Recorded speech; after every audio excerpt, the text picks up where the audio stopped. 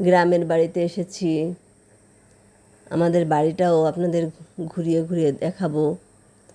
সবাই তো আর এখানে আসবেন না, তাই দেখার আমন্ত্রণ রইল। আর বিকেলে আমরা চটপটি রান্না করছি।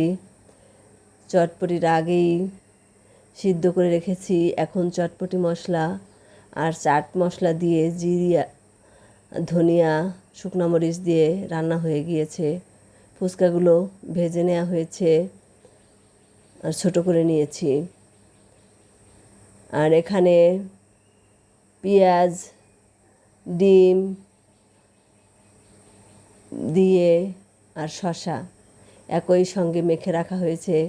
এভাবে চটপটিগুলো বাটি করে সবাইকে পরিবেশন করা হবে। আমার ভাই এখানে বাটিতে বাটিতে করে এভাবে রাখছে আর আমি সবাইকে দিয়ে আসছি। দেখুন বাটি করে রাখা হচ্ছে। আর ওদিকে আমার দেবর বসে ওখানে টেবিলে বসেই খাচ্ছে। আর এদিকে দেখুন টকটা কত সুন্দর গুলে রাখা হয়েছে। এত আনন্দ উৎসব, আপনাদের তো ঈদ গেছে আর আমরা বাড়িতে ছুটিতে এত আনন্দ করেছি তা বলার নেই। সবাই মিলে অনেকটা আনন্দের সময় ছিল। আমি সবাইকে দিয়ে আসছি। আর এই দিকে আমাদের বাড়ি দেখাচ্ছি। বড় ঘরটা আগের পুরানো ঘর, এই ঘরটা। আর এখন নূতন যে ঘরটা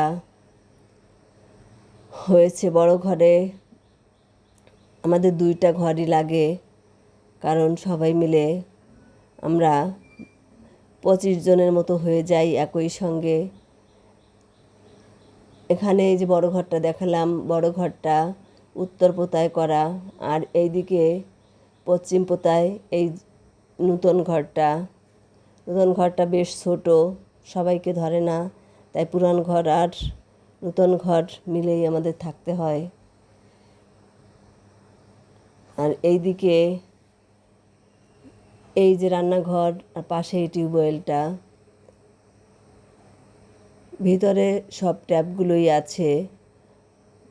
এই ঘরের ভিতরে, ছোট ঘরের নূতন ঘরের ভিতরে একটা বাথরুম আর বাহিরে আর একটা বাথরুম। এদিকে যাওয়ার পথে রাস্তা, বাড়ি থেকে বেরোলেই আমাদের রাস্তাটা দেখা যায়। গাছে আম ধরছে। টিউবওয়েল, রান্নাঘরের পাশেই টিউবওয়েলটা। কারেন্ট না থাকলে টিউবওয়েল ব্যবহার করতে হয় আমাদের। যদি জল না থাকে মোটরে, জল তোলা না থাকলে। আর এদিকে বাড়ির সামনেই আম গাছ, এখান দিয়ে আমাদের বাড়ির ভিতরে প্রবেশ করতে হয়। রান্নাঘরটা আটকে রেখেছি, না হলে কুকুর বিড়াল যেতে পারে। আর এইদিকে আম গাছ দেখুন। আর এই যে রাস্তা দিয়ে লোকজন চলাচলতি করছে। আর এই পথ দিয়ে আমরা বাড়িতে ঢুকি।